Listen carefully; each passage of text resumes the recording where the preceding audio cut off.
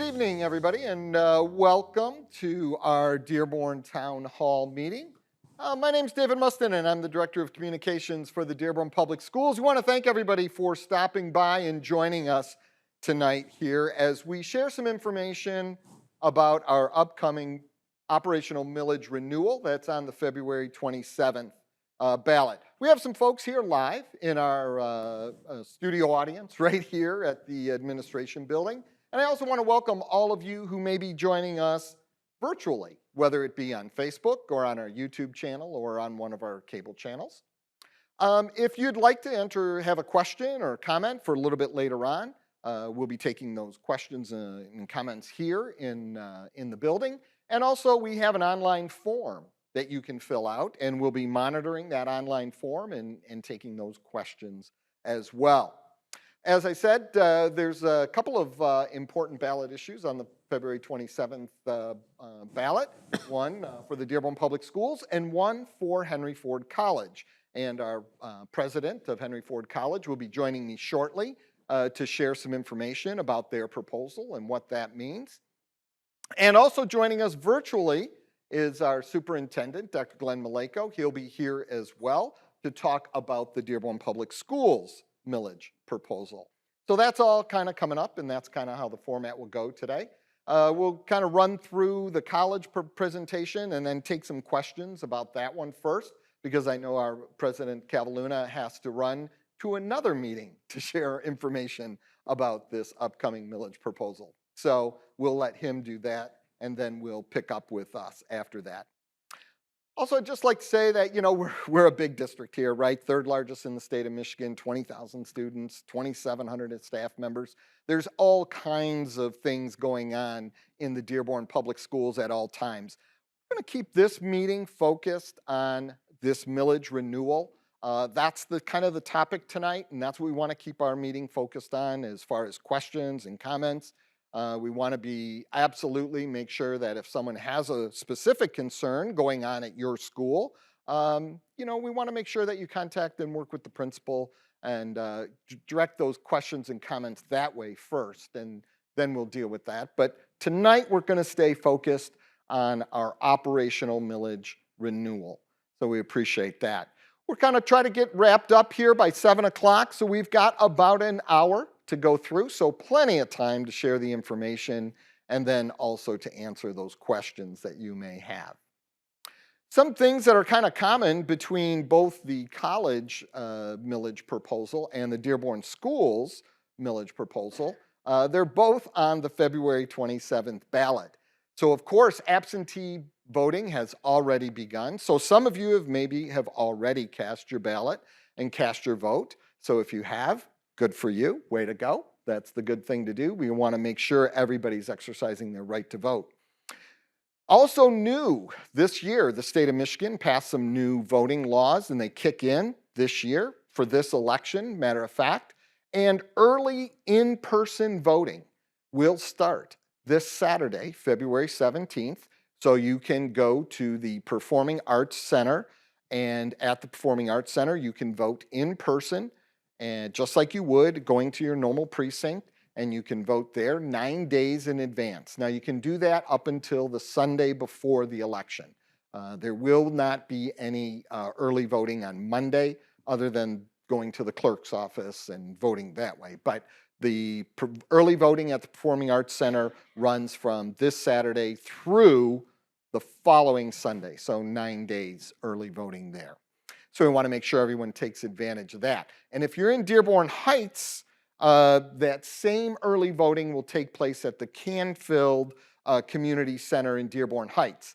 We all know there's a very special section of Dearborn Heights that's part of the Dearborn Public School District, and we love the folks there who are part of our district, and we want to make sure that they have those same opportunities and are able to get out and vote as well. So with that, I am going to turn this over to the president of Henry Ford College. Him and I are kind of been, between him and I and Dr. Maleko and Tom Wall, and a couple other members from his staff. I think there's 6 or 8 of us who are kind of on a tour here. I think later on we're going to get some T-shirts printed up and have every place we've been and just have it all crossed out so we can keep track. But at this time, Dr. Cavalluna, if you'd like to step up, and I'll turn this over to you, and you can take this over with your presentation and share all the fun facts. Thanks very much, David. I will take one of those T-shirts when you get it, and it'll have to be long, maybe a long sleeves for all the places we've seen each other. Good evening, everyone. My name is Russ Cavalluna. I work at Henry Ford College. I've been there for a little over 5.5 years, and I'm proud to be the president there. But I come to you today not as the president of Henry Ford College. And Henry Ford College is your college, and that's probably the biggest and most important reason. There are 31 community colleges in the state of Michigan, and only one of them is devoted to a city. All the others in the state of Michigan, from the Upper Peninsula to the west coast of our state, they all have geographic areas that are much larger. In fact, some of them multiple counties that they serve. But Henry Ford College is Dearborn's college. That means that the folks who oversee our college are the same folks who oversee our school district, and they supervise myself and Dr. Maleko, who you'll hear from in a bit. And because of that, there are some unique benefits that I'm asking you to consider. One is that we've existed for over 85 years, and we've gotten so good at some of the things that are so necessary for our community. One of them is for high school students to get free college. Now, if you're a high school student in Dearborn right now and you want to get free college, you can go right down the street, and it is really just right down the street, to Henry Ford College and accomplish free college credits there. And if you are not in high school and you just are interested in a cultural experience, you can come to, well, actually, if you're in high school, you can enjoy this too. But my point is, if you are interested in the public value of Henry Ford College, come see our plays, come see our nationally ranked basketball team, come walk on the River Rouge Trail right behind our campus. These are all things that Dearborn taxpayers generously support. But our true mission is giving people access to the American dream through public education. And I say that with some purpose. Both of my parents attended a community college and gave me one of the best opportunities I've ever had, which is a path to a college-going culture. And because we care about that at Henry Ford College, we offer a wide breadth of programs, so you can come to Henry Ford College in any range of student, and you can accomplish things like the fine arts, things like the liberal arts, construction trades, and nearly everything in between.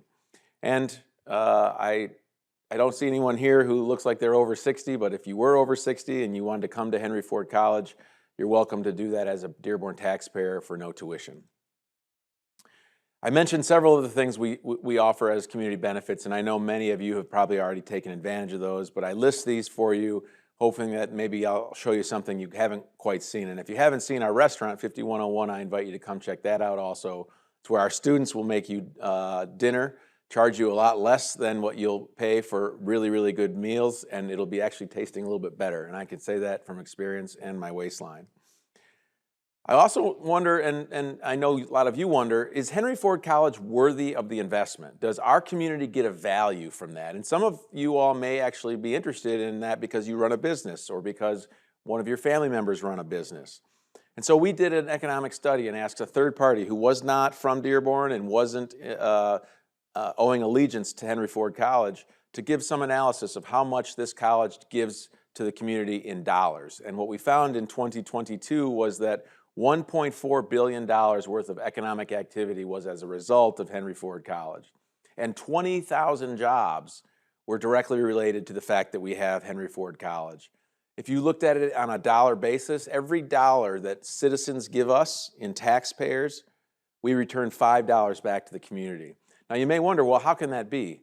Well, the reason that exists is that there are 15,000 students who every day come in and out of Henry Ford College, and with them they bring needs for goods and services. They themselves are employees or they are employers themselves. And 15,000 students makes us the third largest community college in the state. And some of my students come from outside of Dearborn. So this is why it is an economic hub to be at Henry Ford College. We bring in about $100 million a year, and about 20% of that, or $20 million, comes from the generous taxpayers of Dearborn in their property taxes. The rest of our budget we make up with support from Lansing in our state legislature, and then 54% comes from those who pay tuition.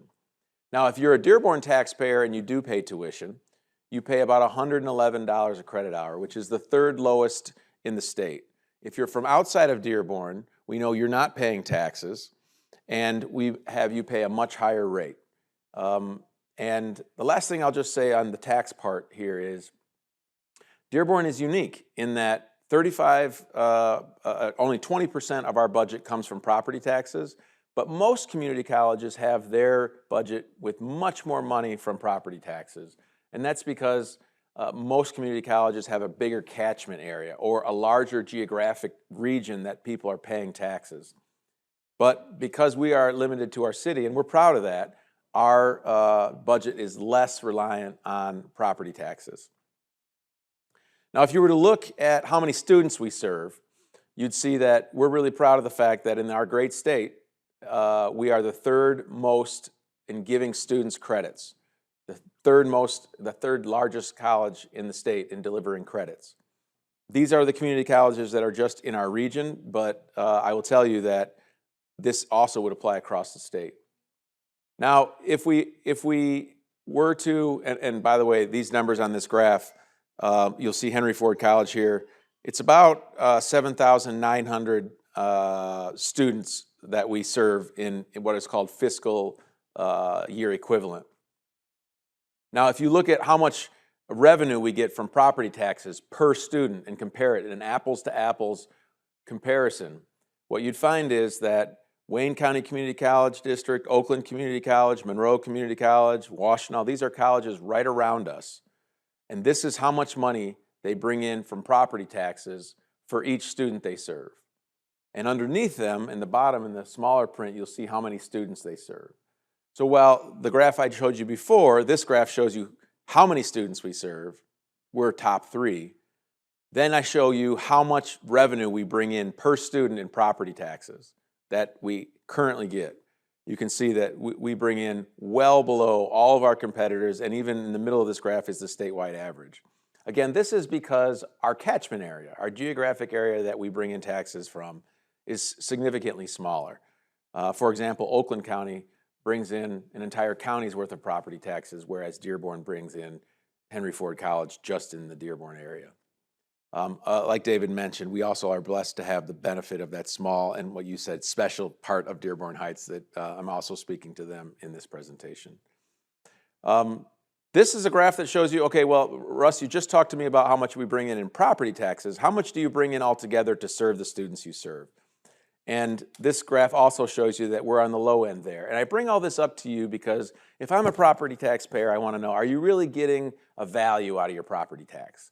Is the college being run in a way that there's not a lot of waste or fluff in the budget? And what I'll say to you is we continue to deliver more credits than most community colleges, and we bring in less money.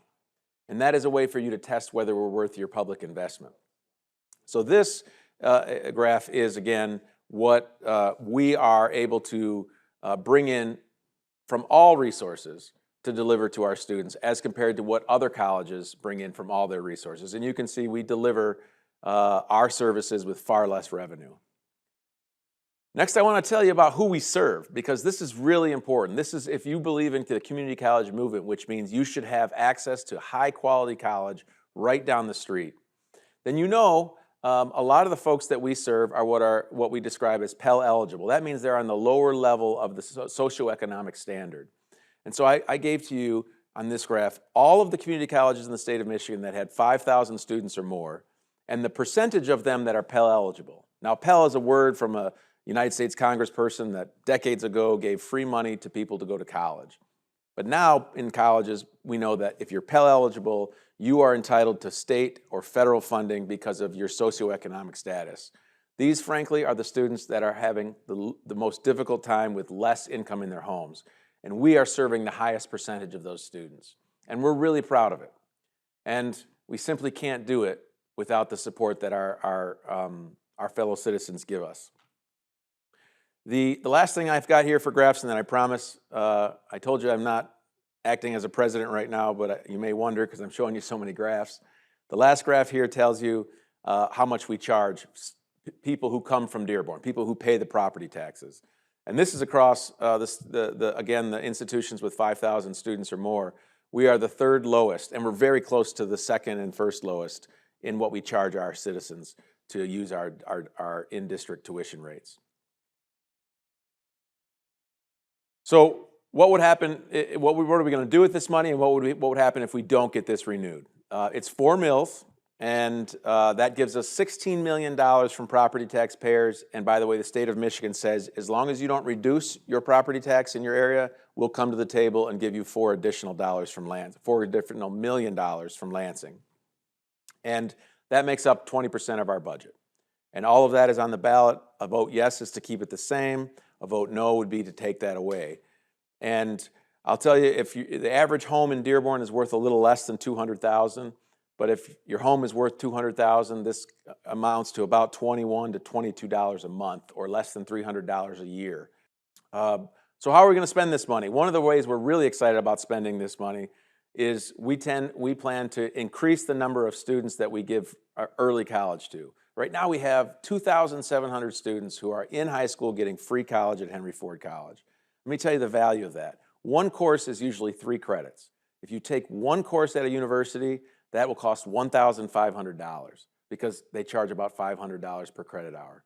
Right now, our high school students in Dearborn can take courses at Henry Ford College for $0 to their family. And it's because of the tight relationship between the Dearborn Public Schools and Henry Ford College, where that student's dollars that come to Dearborn Public Schools from Lansing go right through the school district and over to Henry Ford College, and that pays for the tuition. But we want to increase the number of students that can take advantage of that. And one of the reasons we're hopeful to do this is we're going to give an early college campus an entire series of buildings in the northwest corner of our campus, where we hope to double the size of our campus, our high school campus on campus. We also want to increase the technology in our campus classrooms, which is always a struggle.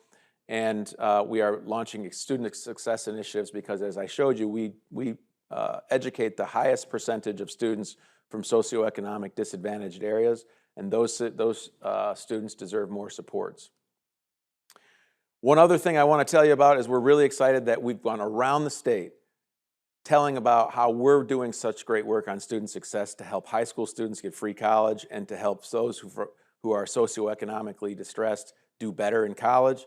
And as a result, Lansing gave us $10 million last summer to put a new building on campus and replace a very, very old building. And we're hopeful that the County of Wayne will also come to us with some of that. But we've also devoted some of the money from this millage to put that new building on campus. And we're going to be devoting $30 million of Henry Ford College's own resources to this. So if we do pass this millage and we're able to take advantage of that $10 million from Lansing, we're hopeful to put this building right in this location where you see. On the right-hand side of this picture is Evergreen, which is a north-south road. In the very top right corner of this picture is Ford Road, which runs east and west. And we're quite hopeful we can put that building there, which will serve decades and decades of students. Just to the left of the red circle in this picture is a building that I was talking to the board chair just maybe yesterday or today. I think he told me he went to school in that building. I believe it's 60 years old, and we're really excited that with this millage passing, we can tear that building down and replace it in this corner. This is what it would look like. I know that may not be that useful here on the internet to see, but I want you to know we take it so seriously to do this project that we've already started to plan it. And these are the ways you can vote. I would ask you, please, please, please. I've heard from many in my community that they're not very enthused with the presidential election. I'm not asking you to take a vote on the presidential primary election. What I'm asking you to do is consider voting for your local interest, which is the best community college in the state. I'll admit I'm a bit biased about that, but I believe it. I moved my family from across the state to work at this institution. I'm committed to it. Every member of our city council has endorsed this. The mayor has endorsed it. Every member of the school board has endorsed this. This is Dearborn's college, and you can still vote for this, even if you choose not to vote in the presidential primary. Please, please come out to vote. In fact, if you even want to make a statement about your presidential preferences, one way to do so would be to vote in the local election and then possibly not vote in the presidential primary. My point here is simply, do not let anyone in your family who has the right to vote not exercise that right, especially when it relates to something that's so important to all of us, which is public education. David, I tried to do this in less than 20 minutes. I think I may have gotten in. I'm happy to answer any questions or cede the rest of the time to Dr. Maleko. Okay. Yeah, you did a great job.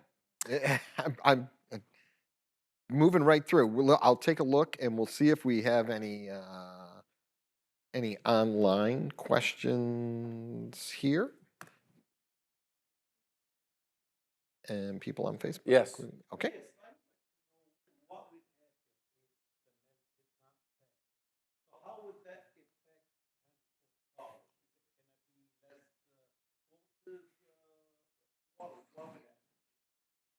Yeah, I'll repeat it. Thank you. For those online, the question is, if the millage doesn't pass, what will happen?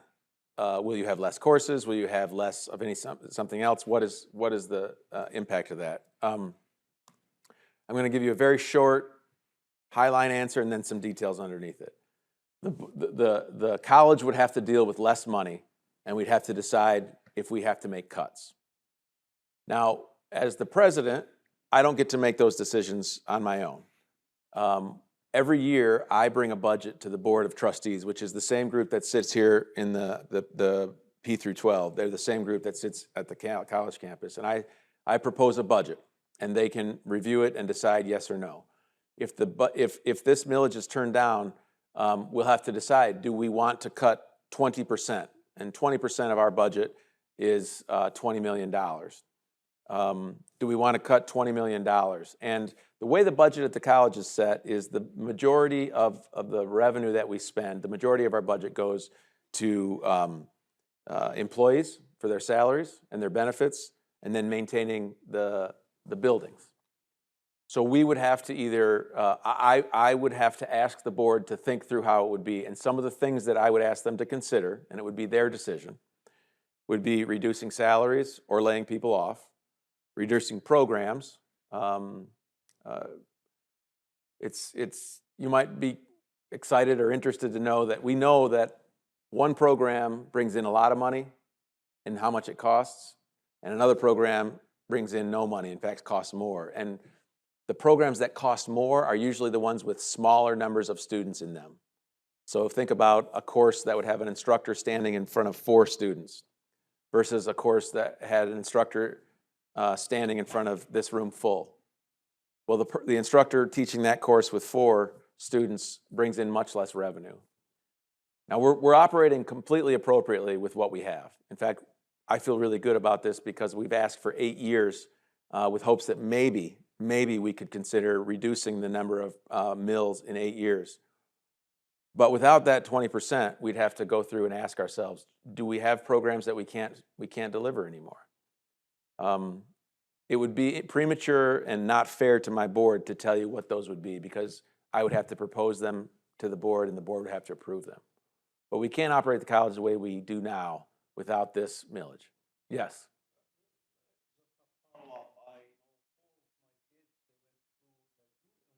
Yeah.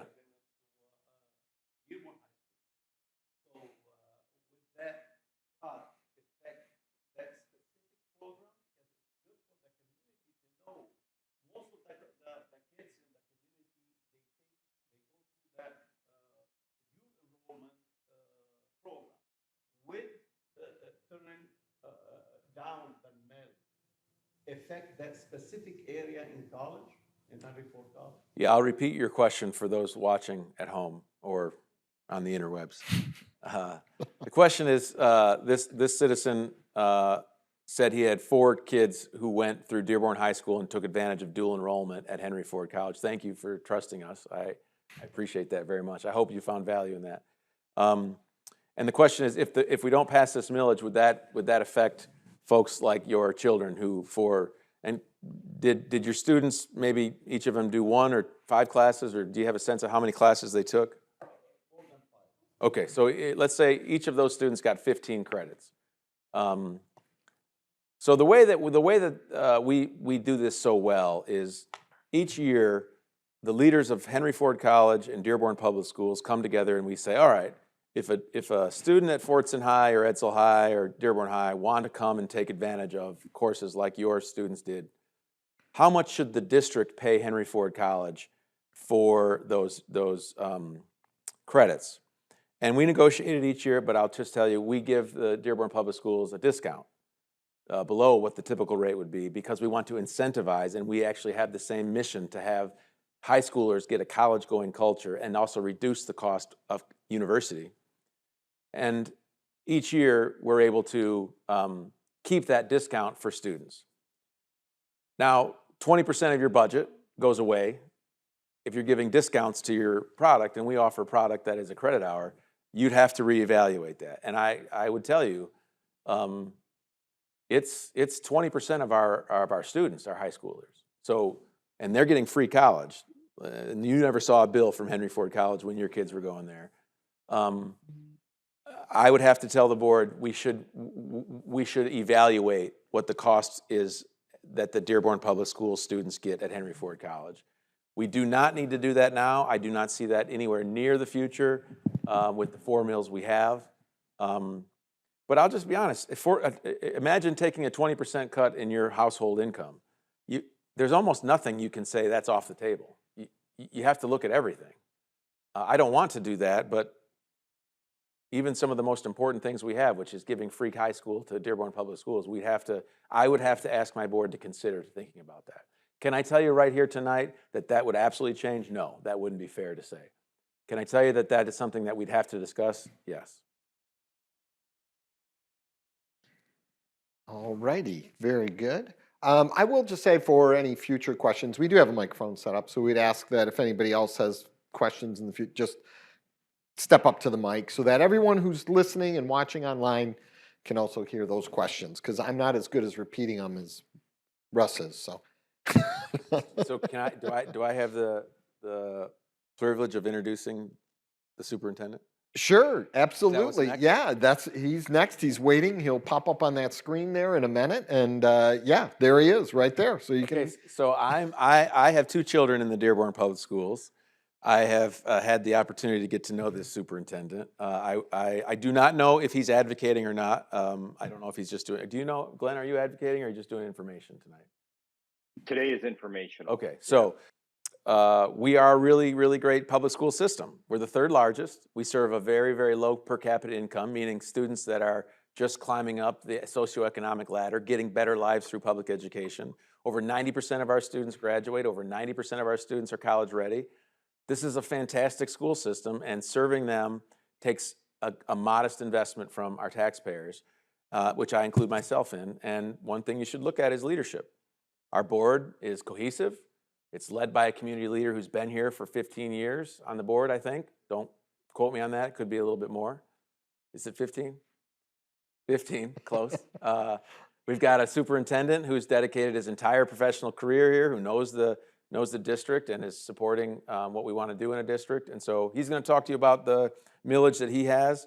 And if you haven't had a chance to get to know either our board chair, Hussein Berry, or Dr. Maleko, let me know. I'll organize coffee with the 3 of us, especially if you're considering voting no, because I want you to meet both of these guys, because they'll help me convince you to vote yes. Without further ado, I'll introduce you to my friend and my colleague, our superintendent, Dr. Glenn Maleko. See you, everybody.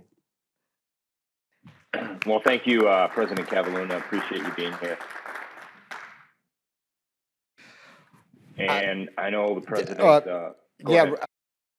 Glenn, I think you need to take Russ with you wherever you go, because that was a great introduction and very flattering. So thank you, President Cavaluna, for being here this evening. We appreciate you sharing all of that great information with us here tonight. Of course, those of you who are with us here tonight, if you have questions, we would ask you to share your question, your comment, your opinions, and you are free to speak as a citizen in any way that you wish. So, and with that, I will now turn it over to Dr. Maleko, and you can kind of share some information about our millage renewal that will be on the ballot.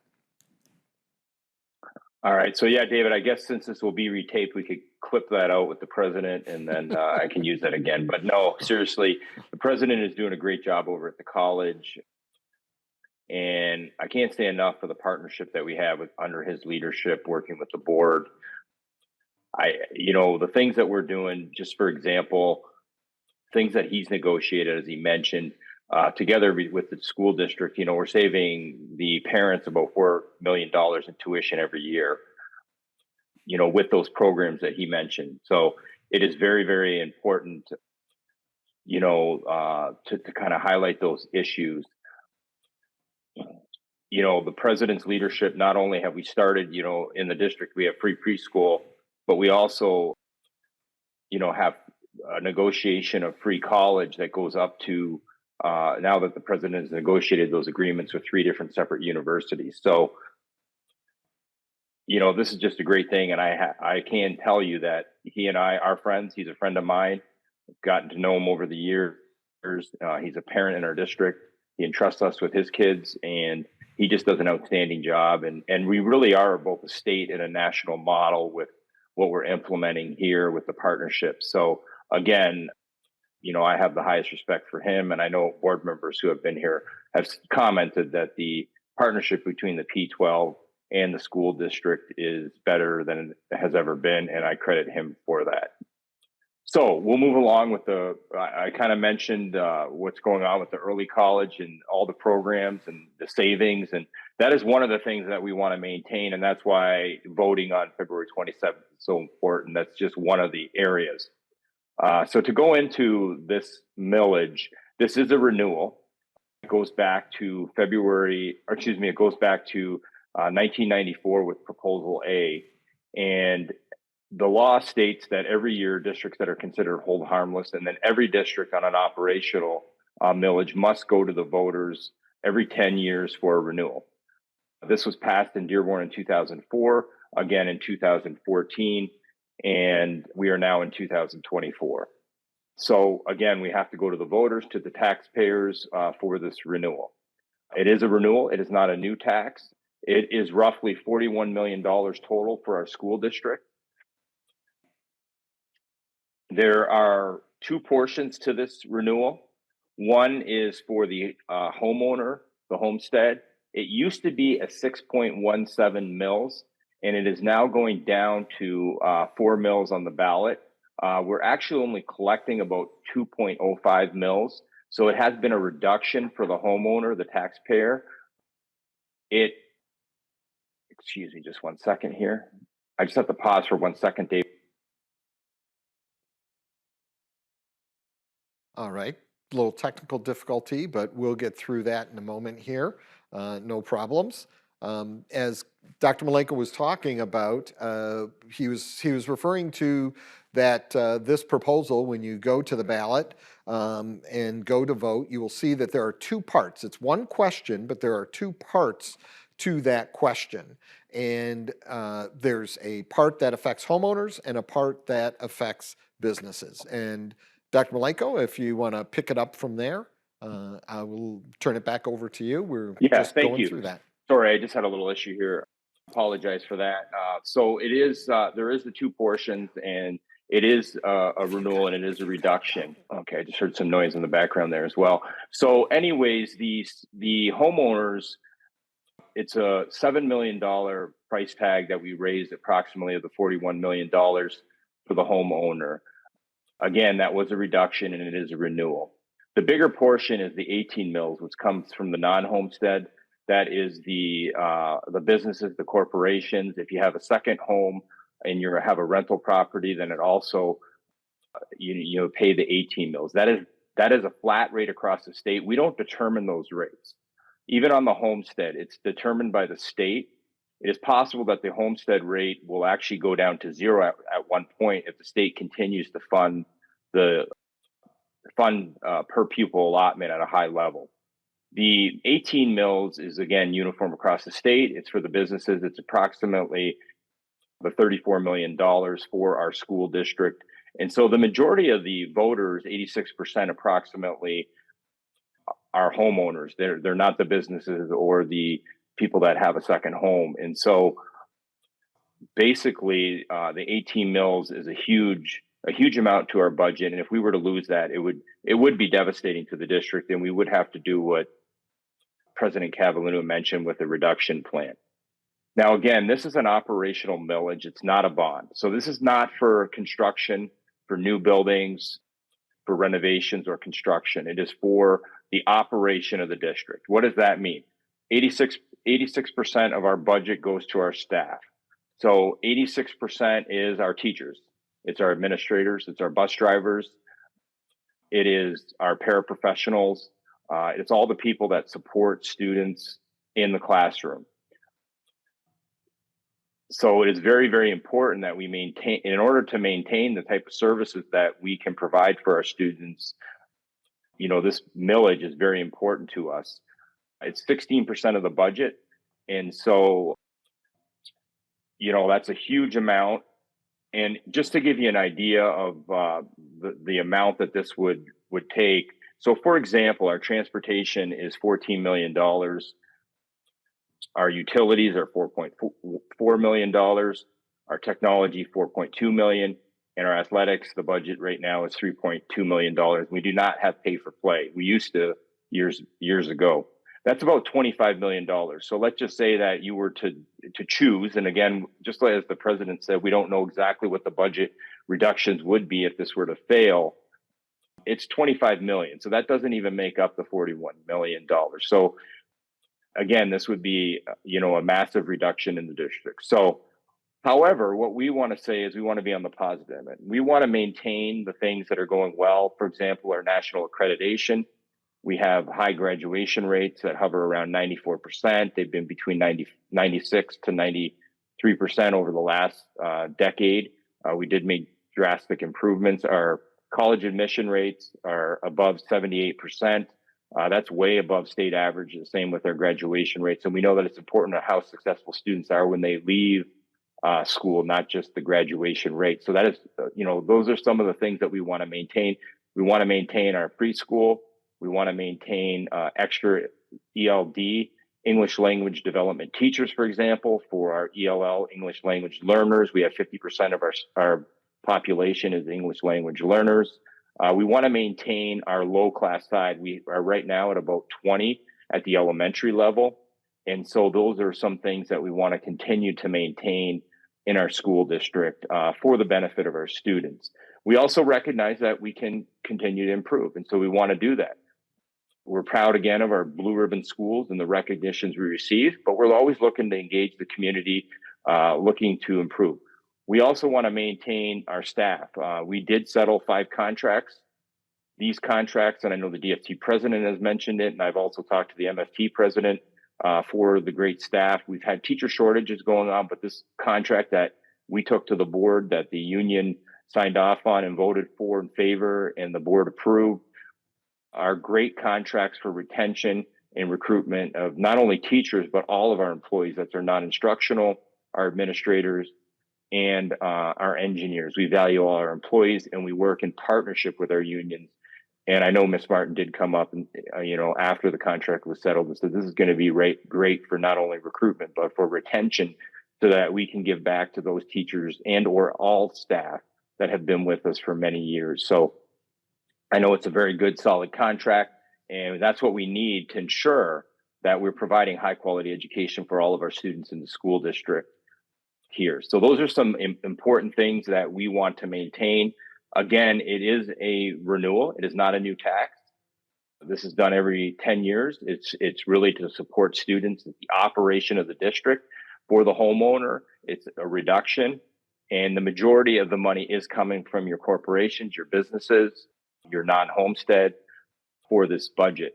It is on the ballot February 27th. And like the president heard, I heard that there may not be an appetite to vote on that day. What we will say is, again, I'm going to reiterate, you can vote on 3 different ballots. It can be a Democrat, a Republican, or you could also vote on a nonpartisan ballot as well if you choose not to pull a partisan ballot. You have the 2 important elections. You have the school district. Again, $41 million for our operation of our district. And I know you have the $4 million election for the college. I am excited that if the college is able to, the potential for expansion, if that college millage did pass, we would be excited to work to expand our programs again, we're the leader in the state and nationally. I think we have some of the highest number of students, 2,700 a year, that go for dual enrollment classes. So there's a lot of great things going on. We also know we have a lot of areas that we want to continue to improve. And if this were to fail, it would fund us at one of the lowest levels in the state, because when the state does guarantee that 9608 of per pupil funding, they assume that you've collected those 18 mills from the businesses, and that applies to all districts across the state. If you do not collect the 18 mills, then you would go down below the 1908 mark. And I know we have a video that shows that out on our YouTube that David and his team put together, Jacob and Eric, that shows how that works. Right now, where the hold harmless portion comes in, it's that $7 million that brings us to $9,921 per student, which brings us a little higher than the state minimum. So they're both very important. But what I would say is the 18 mills coming from the businesses is critical for the operation of the district. So again, we hope people go out and vote and exercise their right to vote on February 27th, because we do have these two very, very, very important millage elections going on. And again, it is a renewal. It is not a new tax. It is not an increase. It's actually a reduction. Thank you. What we're going to do is I don't have any questions from our online audience, but if there's anybody here who may have a question or comment, if you'd like to come over to the microphone here, and we'd love to hear from any of you who are willing to come on up and say a few words. If you could just tell us your name so that we know who we're talking to and talking with here tonight. Appreciate that. Thank you so much. Good evening. My name is Johanna, and I serve on the Special Education PTA in Dearborn Public Schools. We just started it this year. And I'd like to say on behalf of the PTA, the Special Ed PTA, that we are in full support of voting yes, and we ask all parents to do so as well. A cut to our schools would be devastating. And we feel, well, I personally feel, I'll take a step back and say me as a parent, I have a child in special education and another child in general education in Dearborn, and a third that will be entering Dearborn Public Schools when he turns 5. And we moved to Dearborn for the public schools, and we feel very strongly that this is one of the best in our area, and a cut to that would be absolutely devastating. And for people that don't have children in the district, but do have property or own a home in the district, you have to also think about the fact that the schools do draw in parents that have children, and they do draw in families, and reducing funding to our schools will reduce eventually quality probably and programming, and that's not good for property value, So just consider, if you don't have children of your own, at least think about the big picture here and the fact that the schools are the heart of the community, and they're what draw people here, and that's can't be understated. It's very important. So please vote yes on both measures. And I took advantage of dual enrollment when I was younger, so I do appreciate that too. And I want to thank you all for everything that you guys do for the district. So thank you. Thank you. Appreciate those comments and sharing those thoughts here tonight. Anybody else? Anyone else? Yes, okay.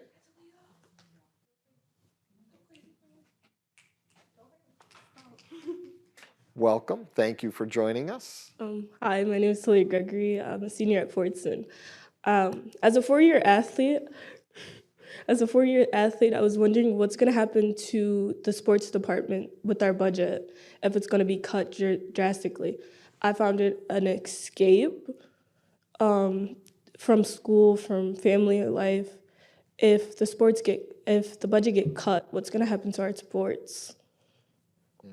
Dr. Maleko, would you like to address that? I can't, as President Cavaluna mentioned, we wouldn't definitively know exactly what would happen. I mean, we would likely not be looking to obviously eliminate athletics because it's important, but we would be under tough budget decisions. Is it possible we would have to make reductions, or go back to what we call pay for play, where students would have to pay in order to participate. And I wouldn't know what that amount would be. I can't say for sure. I'm a big advocate for extracurricular athletics, the arts, but we would definitely have to look at the athletic budget for potential reduction. Really, everything will be on the table for that 16%. Again, I can't say for sure because it'll ultimately go to the board. As the president mentioned at the college, they had the ultimate authority, but it would not be a fun thing to do. I do remember when this happened over multiple years when the economy tanked in 08, 09. I was a principal at the time, and it was very disruptive to the entire school district when we had to implement a $20+ million reduction plan. We did have at that time mid-year layoffs. You know, with the budget crisis, we did go to pay for play and other things on the athletics. So it would be very disruptive to the school district, and athletics would likely take a percentage reduction, as most areas would. Again, you know, your utilities you really can't reduce. We're doing energy efficient bonding right now, working with Train to actually save money on the energy efficiency side, but you would have to pay your energy bills, for example, and other things. But it would definitely be something that would be discussed as a. I don't anticipate it being, you know, eliminated, but I could see reductions possibly happening. Or again, we would have to make up the difference with having students pay for athletics. Thank you.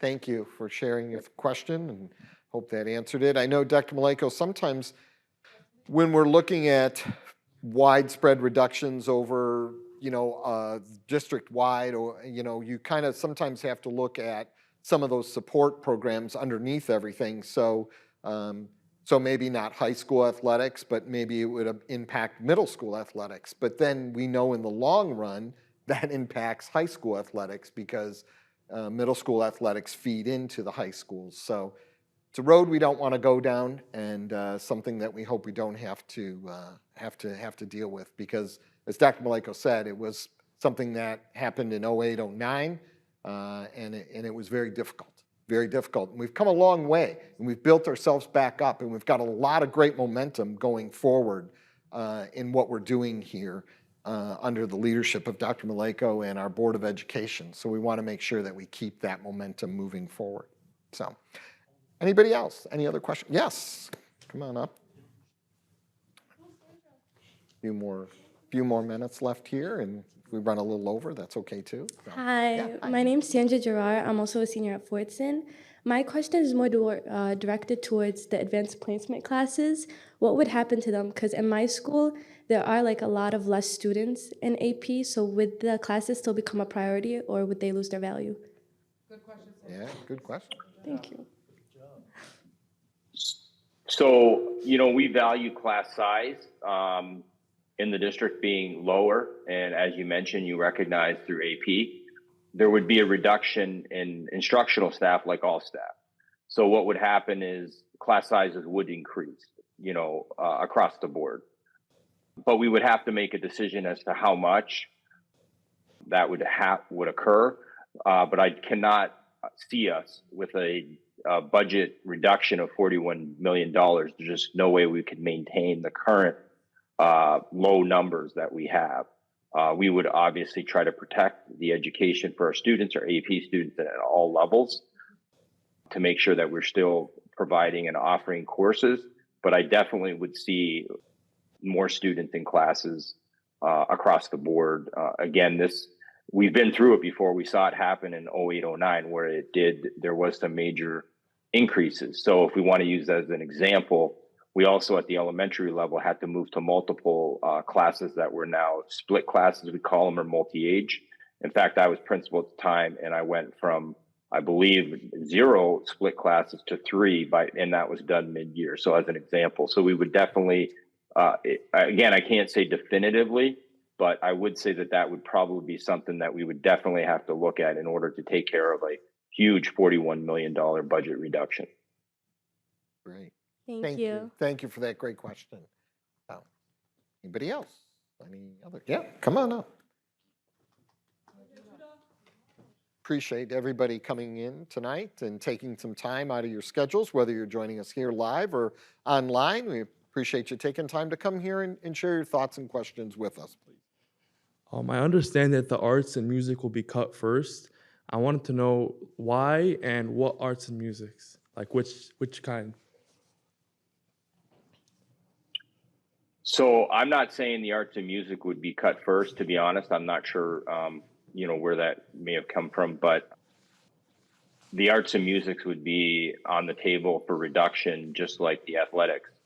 I believe it's important, so I would not be looking to eliminate it. In fact, we have contracts that maintain certain classes that we need to have across the board. So we definitely would not want to eliminate it, but we're in a situation right now where we're trying to encourage, and I'm running a committee, for example, in the music area, and we're working with music staff across the district to try to promote it. And they've been doing a great job at both the high school and middle school to get the feeders really excited. So, for example, we added additional teachers to the middle school outside of the ratio to maintain those music classes. I mean, those would be difficult to maintain in a budget reduction that was that high. So there's no way we would eliminate it, but it would definitely come back to class offerings. And we've already been struggling with getting, individuals into those programs and to maintain them. And I've been directly working with multiple people across the district to promote that. And so, again, we wouldn't eliminate it, but there definitely would be some reduction, as there would be across the board, of 16% of the budget that would need to be reduced. Okay, thank you. Thank you. All right, I think we have time for one more. If there's anybody else, we can squeeze in one more before we kind of wrap things up. No, nothing else. I've got nothing online. Nothing else here. Okay, no. I want to thank Councilman Abraham, who has been here tonight with us. Thank you. Board President Barry has also joined us here tonight, and thank you. I want to thank everybody for coming here this evening, taking some time out of your schedules and being with us. Dr. Maleko, is there any final words that you might like to share before we close it out? Yeah, I would also like since you mentioned it, because I can't see in the room, but thank the councilman and President Barry, and just want to say that, I've now been in Dearborn Public Schools for 28 years, started as a substitute teacher, and, I really care about this district. I know a lot of people do, and that's why you have a lot of people that are here, a lot of people that are advocating to vote on the 27th to make sure you get out the vote. So, it's your choice on how you vote. This is an informational meeting, so I'm not saying which way, either way, but I am providing factual information. And the fact is that, there's a lot of people that care about this district, and that's why it's so important to vote on this renewal. The renewal is on the 27th. Please make sure you vote, even if you choose not to vote in the presidential primary, because it's just so important both for the college and the P12 district that people exercise that right. It is a renewal. It's a reduction for the homeowners, and the majority of the money that comes from the 41 million is 34 million that comes from the businesses and the non-homestead taxpayers. That's that 18 mil rate. So want to thank the citizens. I want to thank the students. I want to thank the board. I want to thank all of our staff and community members who are encouraging people to vote on the 27th. Thank you very much, Dr. Maleko. Appreciate those kind closing words of appreciation. And again, thank everybody here. If you need further information, don't hesitate to call the communications office, 313-827-3006. And myself or one of the great staff members in communications will be there to answer your questions. And also our website, dearbornschools.org. If you go there, right on the front page is the big operational millage renewal logo. And if you click on that logo, we have a web page just chock full of information, graphs and charts, the presentation you saw tonight, all kinds of great things. And here's the beauty of it too. If you scroll down that page a little bit, you'll find that all of those resources are also available in Arabic as well. So we want to bridge that gap and make sure that we're translating and getting that information to everybody in our community.